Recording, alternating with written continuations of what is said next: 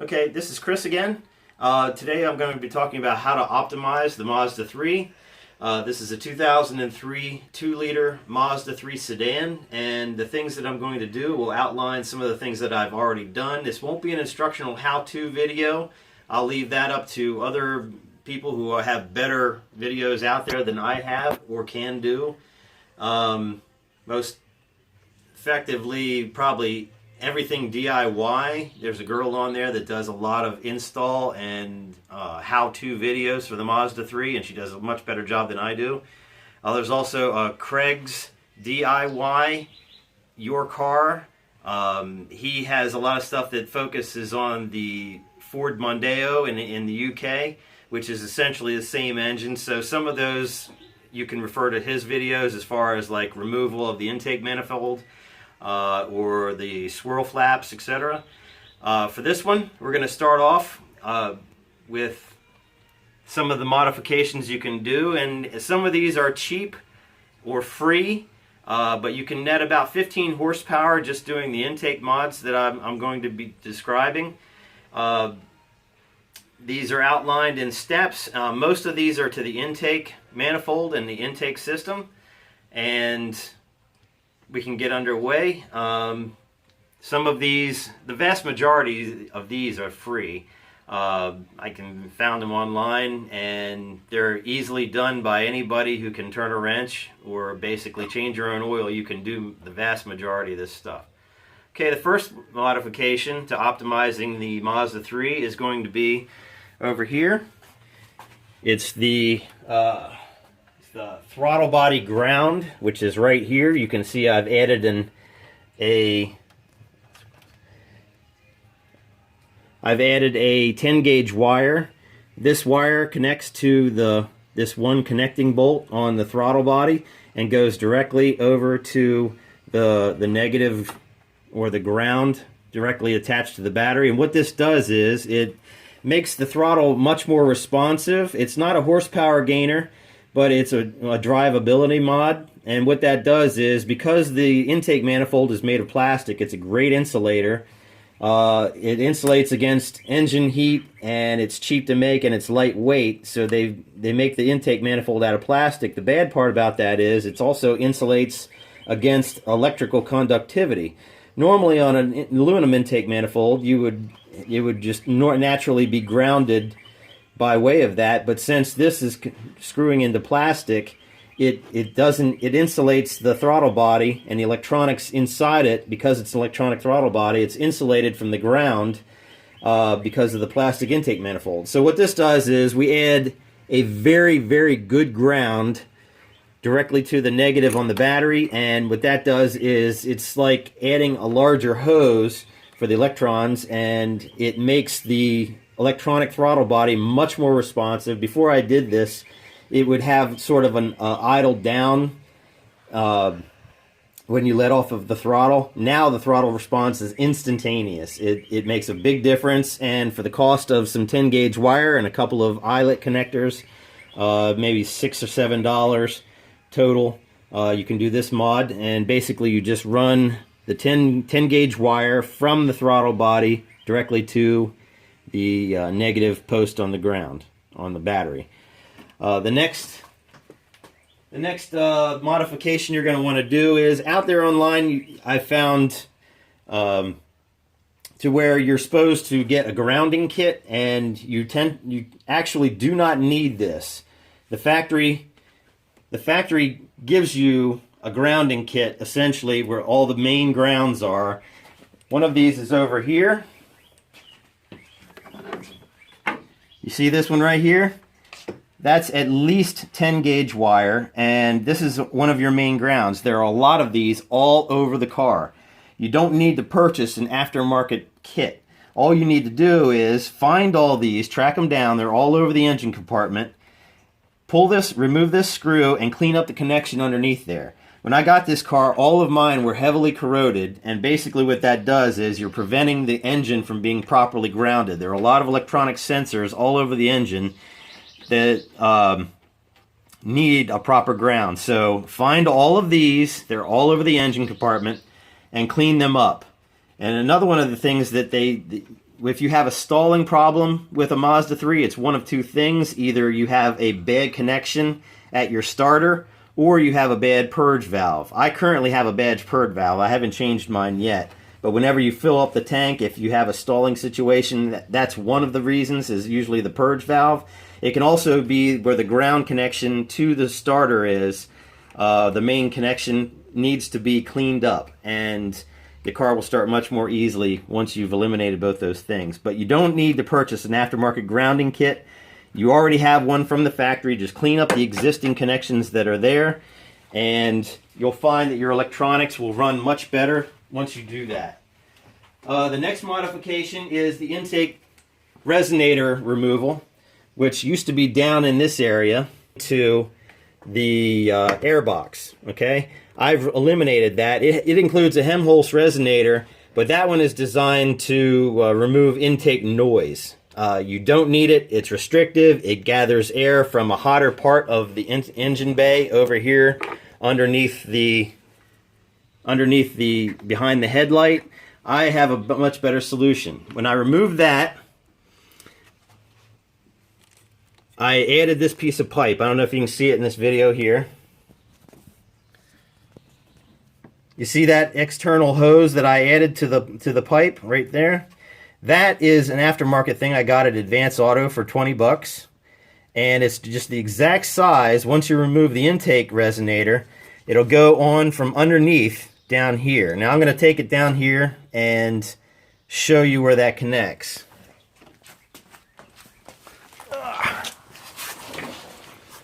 Give me that light.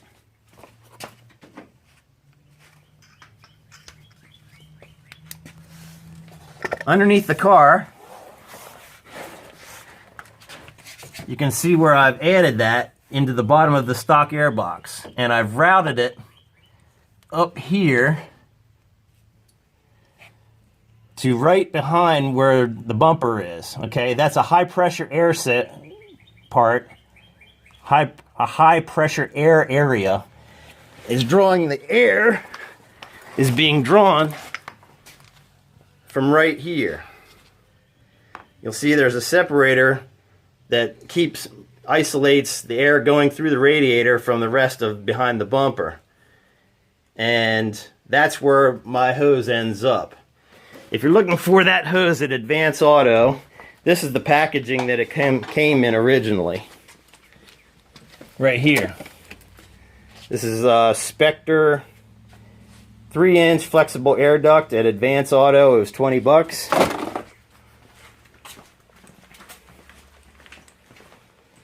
And that's basically what you do when you do that. You're getting a cheap cold air induction. It's drawing high pressure air from a much cooler area right there behind the bumper in front of the radiator, and at speed you're actually pressurizing your stock airbox. You'll also notice that I'm using the stock airbox because you have no real advantage of using like a short intake on these cars. The other advantage you have of using the stock intake box is this right here. This is the top of the stock intake airbox. This right here is a secondary Helmholz resonator. And what that does, and the reason you want to keep that is as the air goes in through the intake box, through the mass airflow sensor, it goes by an opening here. This is specially tuned by the engineers at Mazda, not just some Joe Blow that's putting out an eBay intake for this car. It goes past this opening here, the air goes down in here into the Helmholz resonator, and it adds an intake pulse to the intake charge air. As it goes by, this is pulsing like this, okay? And what that does is it's adding an extra push to the intake air. It has a slight supercharging effect, especially at low speeds. It goes through there and into the intake manifold. The other advantage you have of doing that is it increases the way, this car, the ECM program was designed for this intake. So what you're doing is, when you keep that, you keep the Helmholz resonator, and you keep that added benefit of having that pulse in the intake charge. here we have the electronic throttle body, okay? One of the other things I did was I removed the tumble valves in this intake manifold. They're basically there just for when you cold start the car, and removing those removes a restriction for the other 90% of the time. And apparently it picks up around 10 horsepower in the mid-range. I don't know, I haven't dyno tested, but that's just what I've read online. And as for seeing what a restriction they are, I have to agree that that's probably highly likely. I also removed this throttle body. You're going to want to do this periodically because the stock setup for the PCV on this car, it dumps a ton of oil into here, and right behind here is where the exhaust gas recirculation pumps into the intake manifold. And what that does is that hot exhaust carbonizes all that oil on the back of the throttle plate. Now, I removed this, and when I cleaned it, there was at least 4 millimeters of carbon on the back of the throttle plate, and that also is going to affect your idle, as well as with wide open throttle you have an additional 4 millimeters in the cross section of the throttle plate, which is going to reduce the amount of air that you were able to get in there. I also replaced, when I removed the tumble valves on here, which is one of the other things you can do for basically free. When you can do that for free. And one of the things I'm going to show you, a quick trick on removing the intake manifold is, all of the bolts are reasonably easy to get to except for this one here in the middle, okay? For that, specifically, I'm going to show you how to get to it rather easily. You can see here that I have taped together a long extension, an extension with a long deep well socket and a swivel head. Okay, in order to get to that middle bolt easily, you take your hand and you put it inside here like that to get about that far to where your fingertips will be right where that bolt is, okay? Then you're going to take this, thread this down in here like that until you get it in there, and you can use your fingertips to guide this socket until you can get it onto that bolt. This is the easiest way that I've seen to do this, that I've looked all over the place, and believe me, this job is a bitch. I'm not going to lie. Taking this intake manifold on and off is a major pain in the ass. So while you have that off, if you have it off to remove these tumble valves, I highly suggest that you change your PCV valve or add an air oil separator like I've also done here, and I'll outline that in a minute.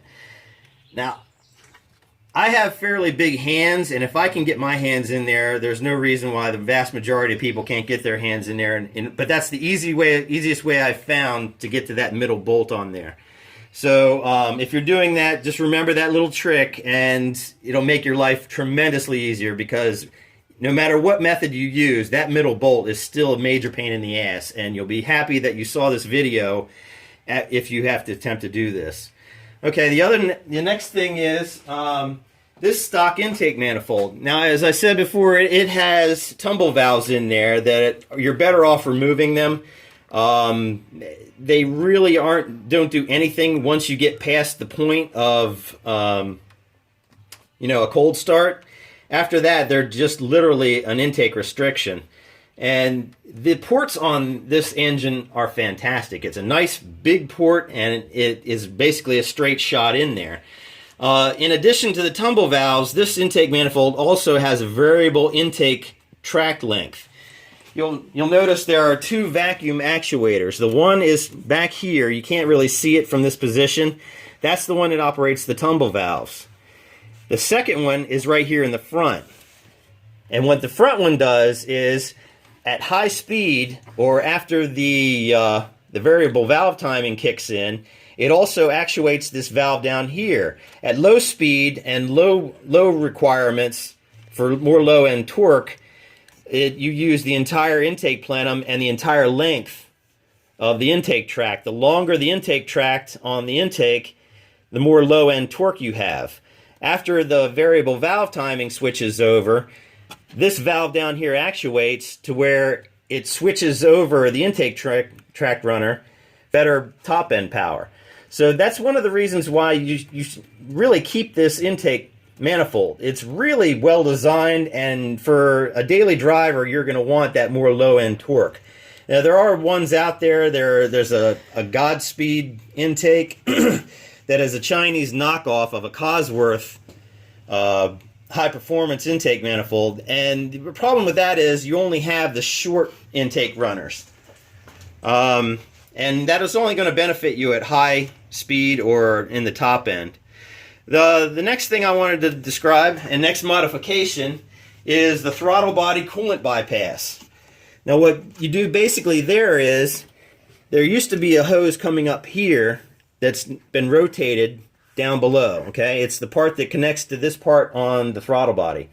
What this does is it runs coolant through this little tract right here, through the throttle body, apparently to prevent like throttle icing. I don't really know what this is for, because in theory when you're cold starting the car in cold weather, the coolant is just going to be the same temperature as the rest of the ambient air, so I don't see much use for it as far as you know, in the cold start. So what we're going to do is, there's a U-shaped hose back here. The intake, or the water hose, there's a water fitting back here that has a U-shaped hose, which is right here. This is the part you're going to remove. This is normally back here where these two hoses I have coming up through here are. And this is another additional way of, you know, benefit of doing this. You free up a little bit of space right here, which I found that was required for my air oil separator hoses. If I hadn't have done this, I wouldn't have had any room there for that. So by removing that, you take it off there. You basically remove the hose from here that normally would be here. Go down to here. And down in here, where this hose originally came up, right here where I'm pointing, that heater hose right there has a T-fitting in it. You loosen these two the big hose clamps, and rotate that around so that the hose now comes up behind the throttle body, and you basically plug that hose in into the hose where the original U hose was. And you're just bypassing the throttle body. So now there's no hot coolant going through the throttle body to heat up your intake air charge. This is maybe good for a horsepower or two in the summertime, not much in the winter, but you don't want to have a hot throttle body that has your cold air going through it, because it's going to warm it up a little bit before it goes in. The other reason you want, when you take off this to remove the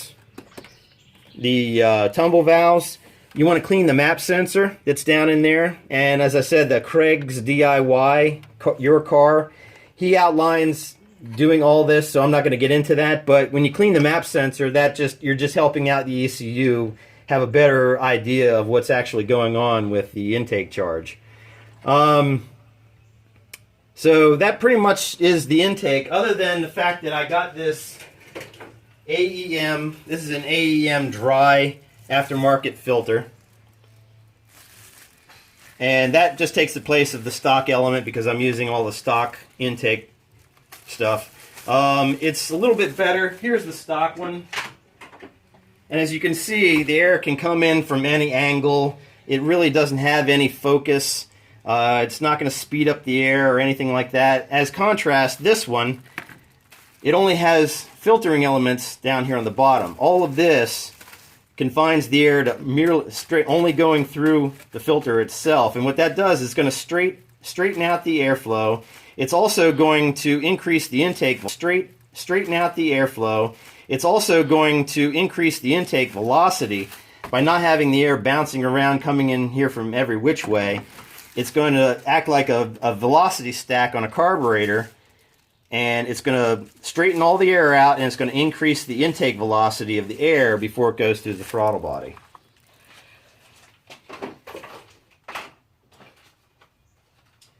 The other modification you're going to want to do when you first get one of these cars to optimize it is you're going to want to remove the mass airflow sensor. It's just 2 screws right here. And then you're going to want to clean that with some mass airflow sensor cleaner. After I did this, my idle went from being a bit rough to fantastic. The car idled much faster. It had never been done to this car with 140,000 miles on it. And as a result, you get better mileage. It also cleans the, when you clean that, it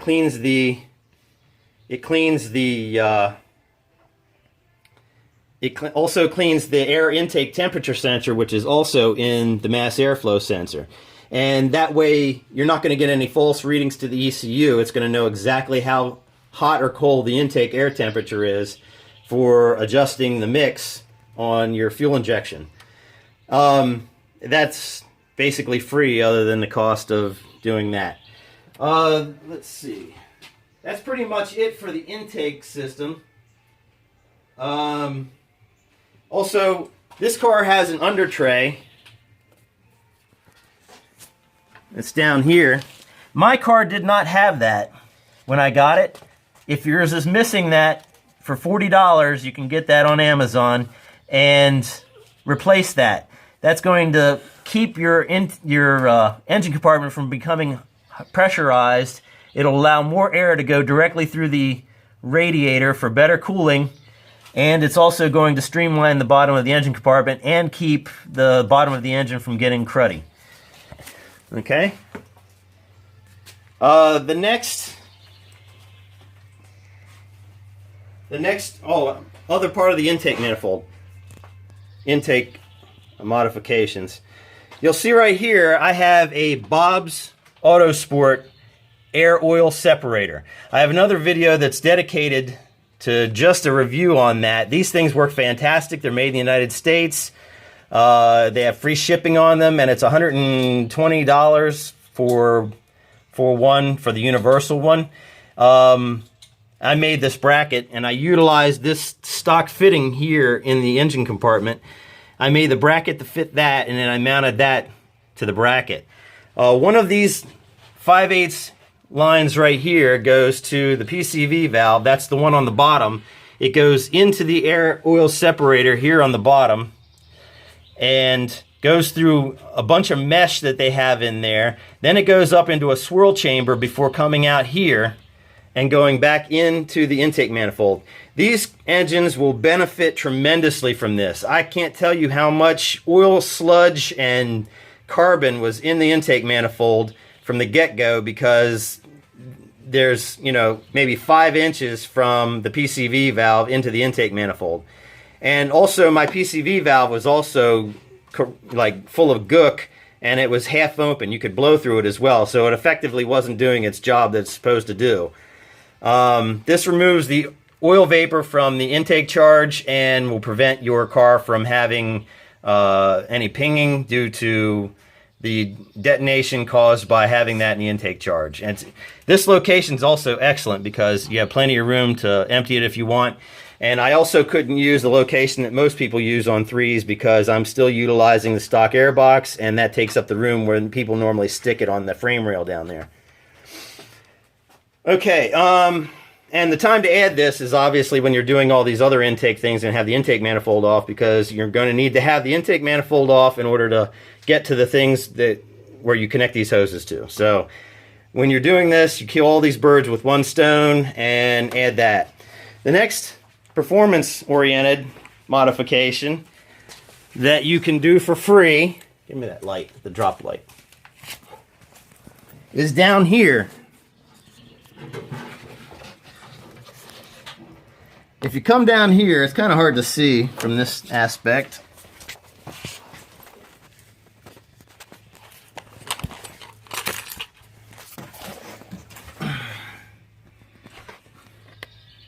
Is bump the ignition timing. By bumping the ignition timing, you'll increase your fuel economy and gain about 5 horsepower at about 4,000 or 5,000 RPM. To do that, all you have to do is, if the wheel wasn't on here, I can simulate. Right behind the wheel here is where you'll find the ignition sensor. what you need to do is just loosen the 2 bolts and slide it all the way down this way. Just push it all the way down to, it'll be slotted. It's like a curved slotted bracket. Slide it all the way down as far as it'll go, and then resecure the bolts, and you're done. Then you might want to unplug the ground on your battery to reset the ECU so it can relearn the new timing settings. This made a big difference in my car. It'll lower the idle a little bit, but that's the only thing detrimental. Let's see, what else do we have here? Oh, when I first got this car, I replaced the engine mounts. There's one right here. There's plenty of videos on YouTube showing how to do that, so I'm not going to get into that. And there's one over here under the battery tray for the transmission. And my car had a really bad shake, but I replaced this one just as a default. I went to replace the transmission one because I thought it was really shot, and it wasn't all that bad. What the thing was when the guy who did the clutch in this car before I got it resecured that mount on the transmission that's under the battery box over here, he didn't torque it properly. So I was getting a lot of engine movement because of that. And I thought it was worn out. It actually wasn't worn out, but you need to have 110 foot-pounds of torque on the battery, or on the bolt, for the transmission mount that's down there.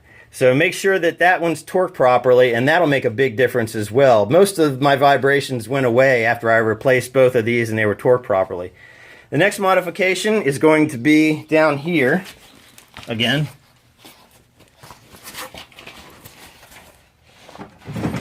Grab that. Is the replacement of this right here. That is your lower engine mount. I got mine from Cork Sport. You can get a few different ones out there online, but I used Cork Sport because they had the best reputation and it was easiest to do. That is a polyurethane engine mount, and that makes a huge difference in putting your power down. It eliminates wheel hop, and it makes shifting the car much easier and much more enjoyable. Okay? Once you do that, you're going to notice a large amount of increased vibration and harshness in the car for about 2 weeks. After that, it breaks in and that all goes away, and then you only get a little bit of harshness around 1,000 RPM, or if you turn the AC on. But that's totally normal. So that is a worthwhile investment. That's definitely another one of the things on the short list to do with the car after you get it. Let's see what we got. Once you do that, the next thing would be to replace your O2 sensors. After I had been driving this car around for a little while, I got a check engine light, and what it was is my lower oxygen sensor. There's one after the cat down there. You can just see it there in the very back, right there. That one had gone bad. So as I was replacing that, I was just like, well, the hell of it, I'll replace both of them. So I did that, and they were both original 140,000 mile original equipment O2 sensors that well past their prime. Replacing the lower one eliminated my check engine light, which was great, but I also replaced the main one, and this was actually the more important of the two. After about 50,000 miles, these will start to degrade, and when that happens, your mix on your fuel injection starts to get messed up, and you'll get less mileage, and your power will be down, and your emissions goes up. So replacing those is very beneficial to anytime you want to get the best performance out of your car. Replace your O2 sensors. So after that, here, get that. After you replace the O2 sensors, the next thing you want to look into is a short shifter. Now, come over here.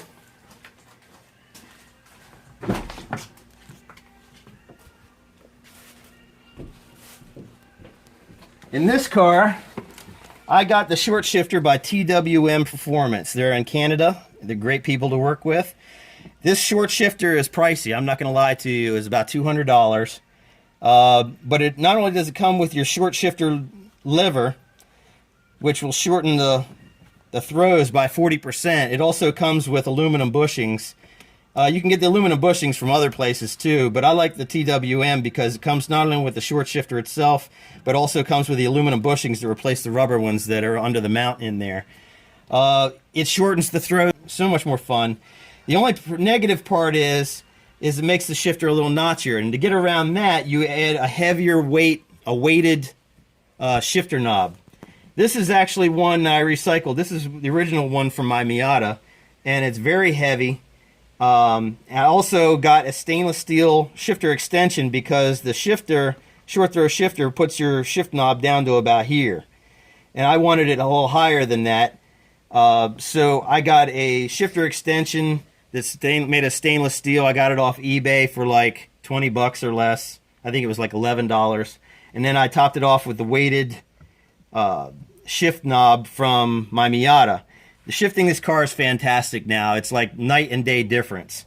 And this combined with the polyurethane lower engine mount makes the car shift much better. It's like night and day difference. So if you're looking for a short shift kit, I highly recommend the TWD Performance.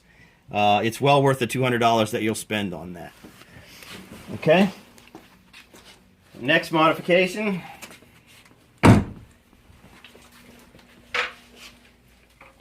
From there, we get into the stuff that I haven't gotten yet. From here, the next modification I'm going to be doing to the car, I'm going to put an exhaust on it. I'm going with the Cork Sport exhaust. It's 2.5 inches roughly in diameter. It sounds good. On a 2.3 liter car, it supposedly gives like 12 horsepower at the wheels. I'm expecting it probably at least 10 for this, for the 2 liter car. After that, you want to go with a header, and I already have one of those lined up too. I'm going with the MSDS header out of, I think they're out of Washington or Oregon. They make a really nice header for this car, and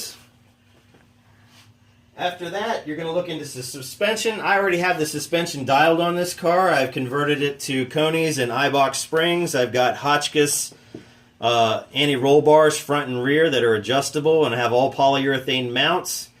And after that, probably the modification after that will be lighter wheels. The stock 16-inch alloys on this car,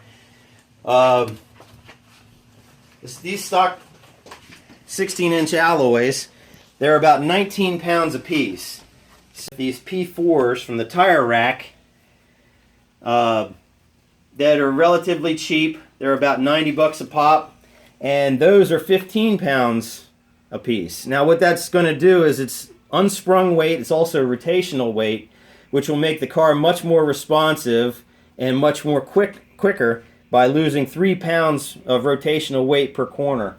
It also makes the suspension perform better, and they're slightly wider, so the tires are going to perform better, and you'll get better performance out of it, as well as some savings.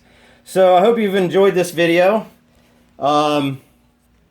It's just one of the series on this car that wasn't supposed to be a project car, but is kind of turning into a project car.